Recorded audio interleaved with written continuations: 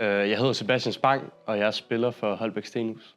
Min skade skete cirka for et år siden, da min skulder gik ud af led, og hvor jeg var nødt til at operere det så. Og det skete så igen til en træning her for et halvt år siden, hvor den gik ud af led. Og så var jeg nødt til at blive opereret igen for det, så det er genoptræning, jeg er i gang med nu.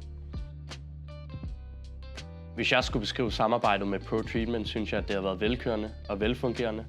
Jeg synes virkelig, det har taget hånd om mig hele tiden, gennem hele forløbet. Også direkte fra starten af, lige siden at jeg fik lavet min operation, så synes jeg virkelig, at de har taget hånd om mig. For eksempel, at jeg træner hver eneste uge med en af fysioterapeuterne fra Pro Treatment. Og at der er en app, som de har, hvor de kan sætte op alle øvelserne, som jeg har brug for. Så jeg synes også, at de har været gode til at fortælle mig, hvad jeg skal gøre bedre. Fortælle mig, hvor jeg er svag. Fortælle mig, hvad de vigtige ting er.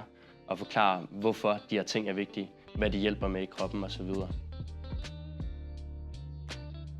Status lige nu er, at jeg er 3 måneder inde i forløbet.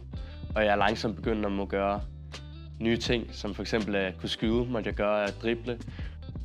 Jeg er også langsomt begyndt at være lidt med til træning, hvor jeg dribler og varmer op med holdet og løber rundt, selvfølgelig ingen kontakt. Og 2 måneder må jeg cirka begynde at træne kontakt med holdet.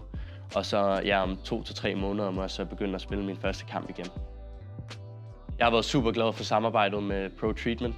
Jeg synes virkelig, de har gjort et godt arbejde med mig. Og hvis jeg sammenligner med sidste gang, synes jeg, at der er mere fokus på selve øvelserne den her gang.